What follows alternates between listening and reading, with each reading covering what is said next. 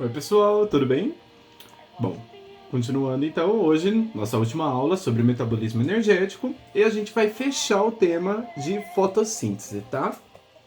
Então, só para recapitular, a primeira parte, que é a parte da fase clara, a gente tinha parado, basicamente, no comecinho, na metade dela, vamos colocar assim. E a segunda parte, que é a parte do escuro, ela vai ocorrer sem dependência de luz. Porém, ela vai precisar dos produtos que são formados na fase clara, tá? Então, ela pode ocorrer sem ter iluminação? Pode. Porém, se não houver iluminação em nenhum momento da planta, essa fase escura ela não ocorre, tá? E aí a gente vai ter esse esqueminha aqui, onde a gente tem a fase luminosa, vem a luz, entra a água, vai sair o oxigênio, porque ocorre a fotólise da água, vai gerar o NADPH2, vai gerar o ATP, e aí eles vão para a fase química, que é essa fase escura que a gente vai aprender hoje na aula. Com relação às clorofilas e os fotossistemas. A clorofila, ela é a molécula orgânica que vai ficar dentro dos cloroplastos e eles que são responsáveis por receber os fótons, por receber essa energia luminosa, excitar os elétrons e enviar eles para aquela série de reações químicas, sequências químicas, que vai gerar ATP, vai gerar outros subprodutos como o NADPH. Porém, o que a gente precisa saber? A gente tem a clorofila A, ou alfa, e a clorofila beta, e também a gente tem os carotenoides. O que vai acontecer? A clorofila A, ela fica excitada, ela tem uma maior absorção de luz num comprimento de onda que vai aproximar ali de 430, 440 nanômetros, que seria um tom bem puxado para o violeta, e depois ali aproximadamente em 660, 680 de comprimento de onda, que é uma luz bem amarelo-laranjada.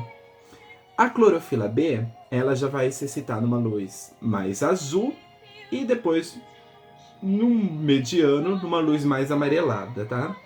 E os carotenoides, eles absorvem mais fótons em outros comprimentos de onda. Por que a gente fala isso? Porque a luz que vem do Sol, ela é uma luz branca, porém, se você for ver, ela é a mescla de todas essas luzes, tá? De todas essas colorações. E aí, dentro do laboratório, eles fizeram essa quebra dessa luz em vários comprimentos de ondas para saber em quais elas funcionam melhores, tá? A clorofila alfa, beta, tem nas plantas, tem nas bactérias fotossintetizantes e tudo mais. Porém, nas sulfobactérias, a gente vai ter a bacterioclorofila, que é uma variável da nossa clorofila, mas não visa a gente entrar em tanto assim, tá? O que a gente tem que saber da clorofila beta? Ela não transforma a luz ou os fótons em energia química, tá? Quem vai fazer aquele processo que a gente viu é a clorofila alfa. Porém, a clorofila beta, ela vai receber a luz solar e ela vai como se fosse transferir essa energia para as outras clorofilas.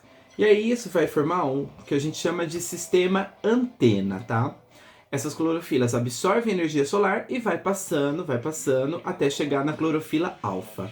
O mesmo vale para os carotenoides. E os carotenoides, além de participarem desse complexo de antena, eles funcionam também como protetores, tá? Como vocês sabem, os carotenoides eles são antioxidantes magníficos, por isso que a gente precisa ter uma alimentação colorida. E eles também vão ter esse fator de proteção de moléculas orgânicas quando a gente fala de fotossíntese. E aí eles vão impedir que a luz solar acabe danificando essas moléculas. Quando a gente fala de excitação, de elétrons e tudo mais, vocês têm que imaginar que a molécula da clorofila, ela é instável. Ela vai receber a luz solar, uma clorofila alfa, ela recebe essa luz solar, ela vai ficar carregada de energia e ela vai precisar dissipar essa energia. E aí entra a questão, como que ela dissipa essa energia? Emitindo esse elétron, tá? Se ela estiver dentro de um sistema, se ela estiver dentro do cloroplasto e tudo mais, ela emite esse elétron vai ser captado por um receptor, vai para a cadeia transportadora de elétrons, e beleza.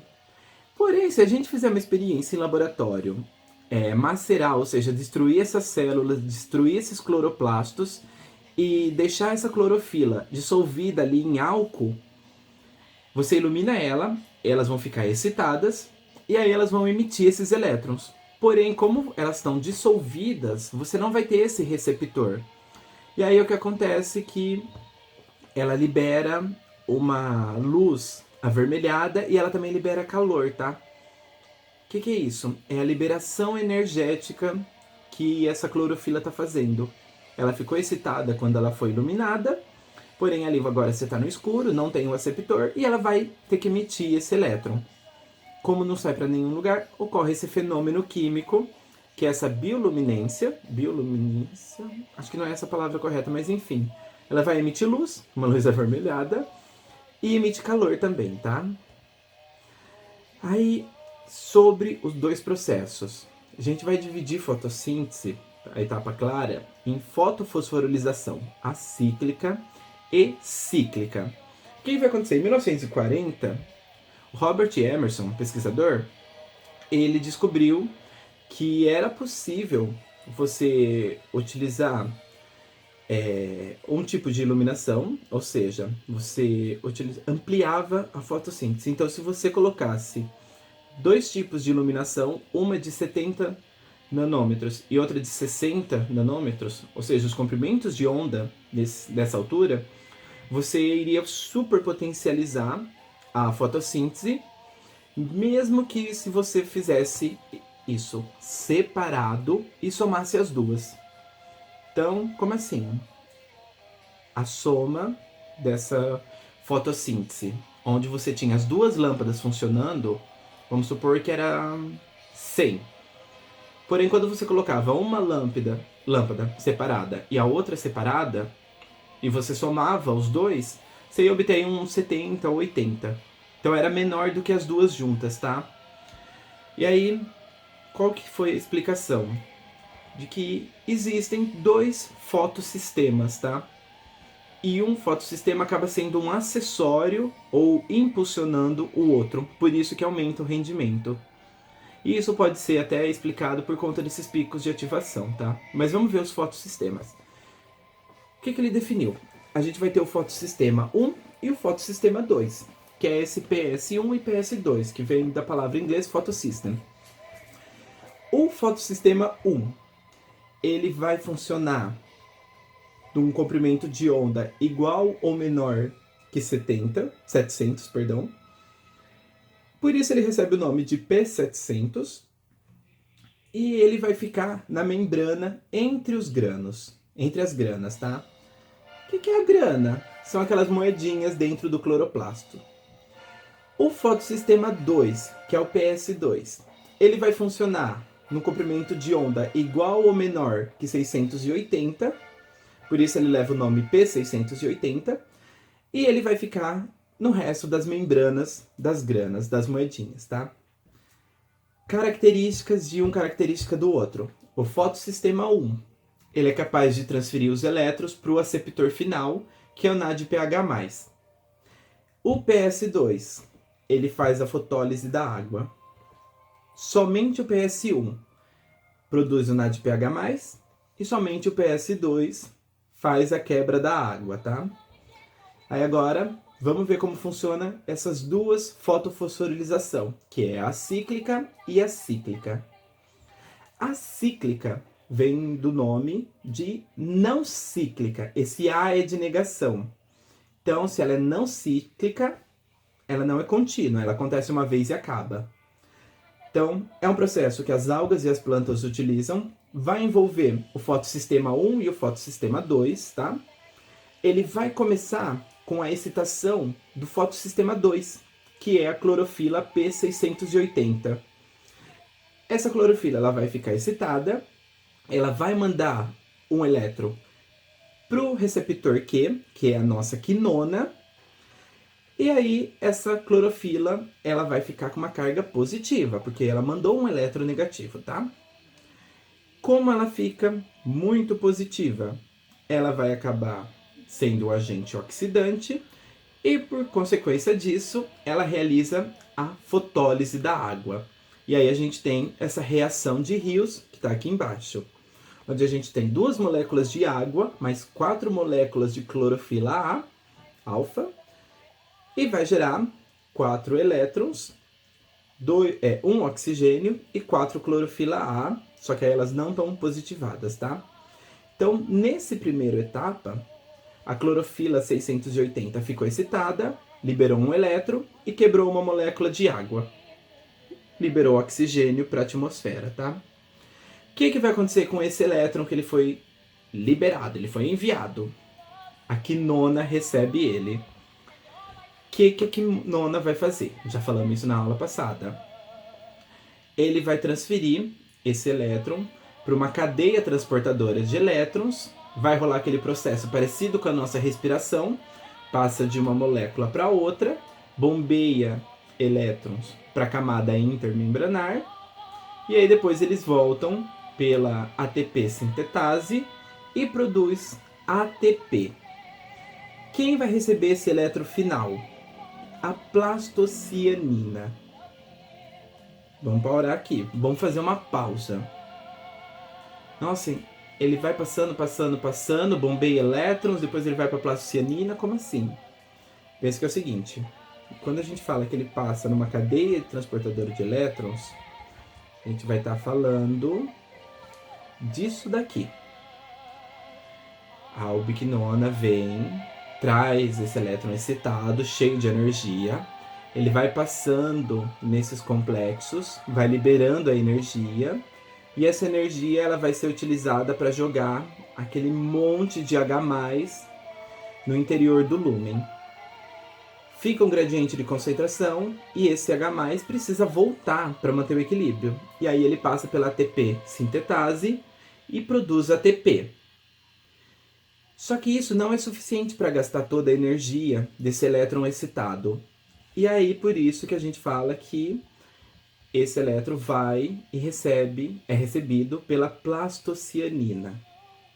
O que essa plastocianina vai fazer? Ela vai catar esse elétron e vai levar para o fotossistema 1.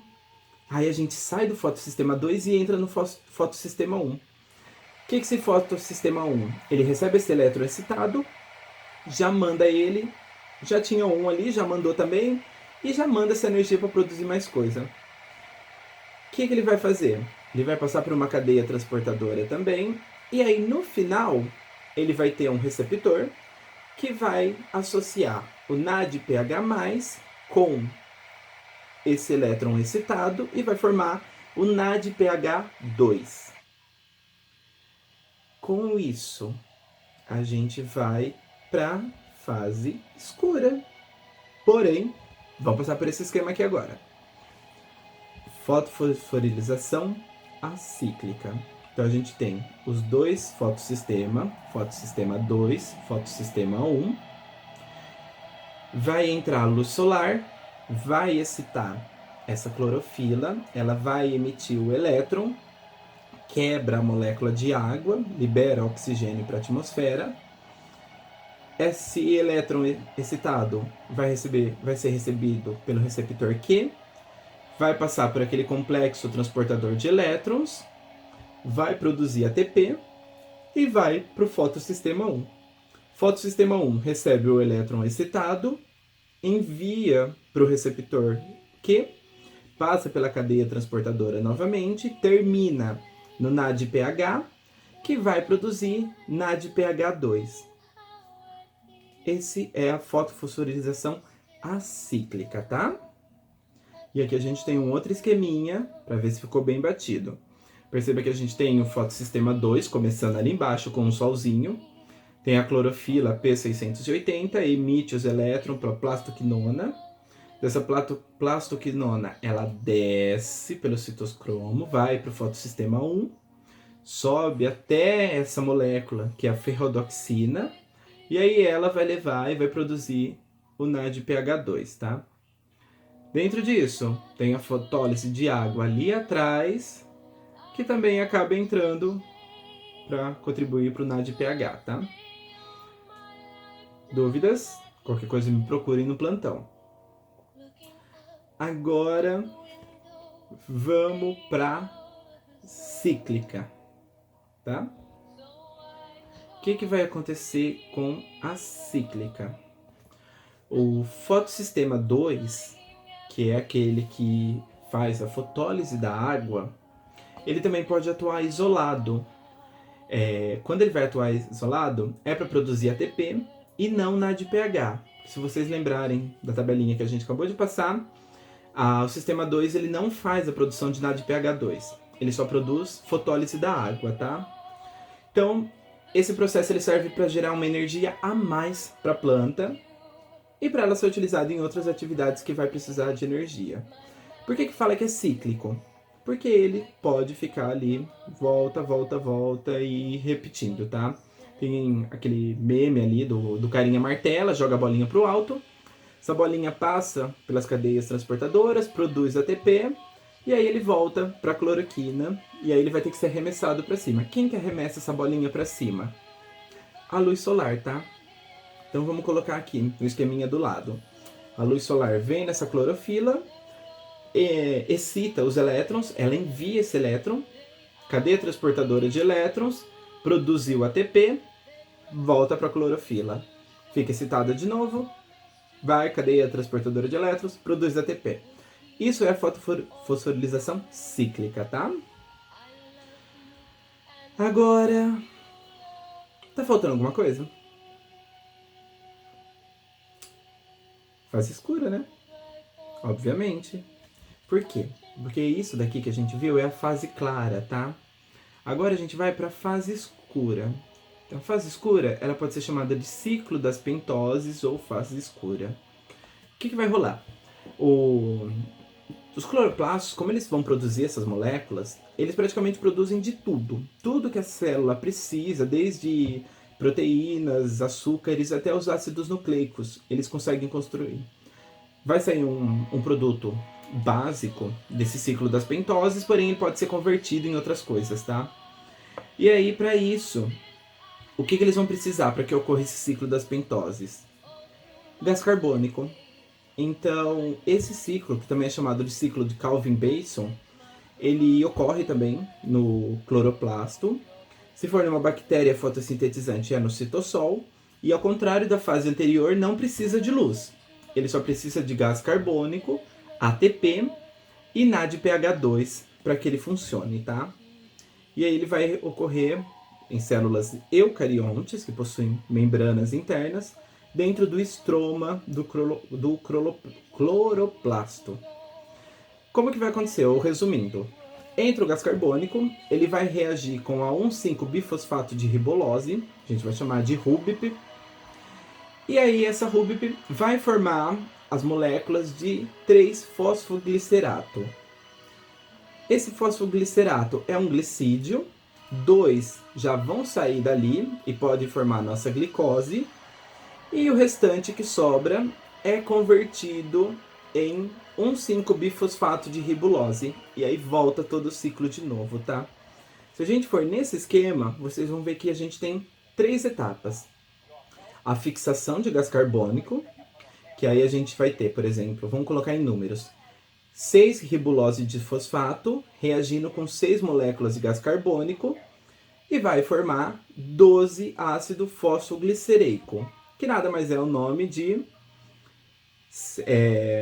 3-fosfoglicerato, tá?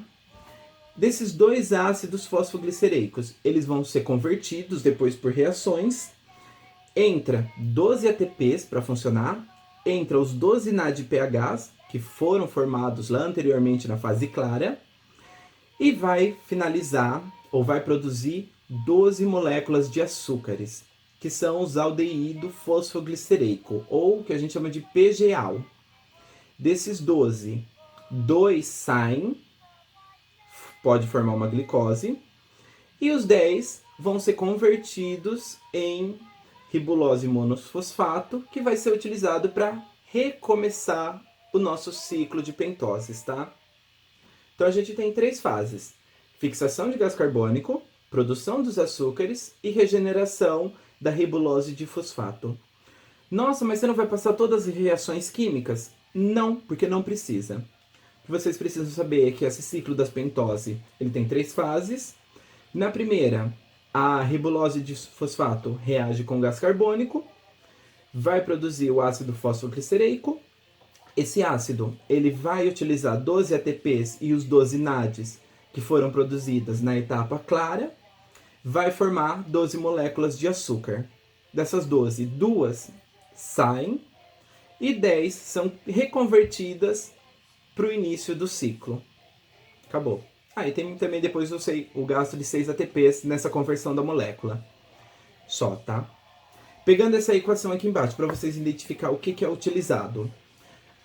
O gás carbônico, o carbono que está nele, vai ser utilizado para formar o açúcar que sai desse ciclo, tá?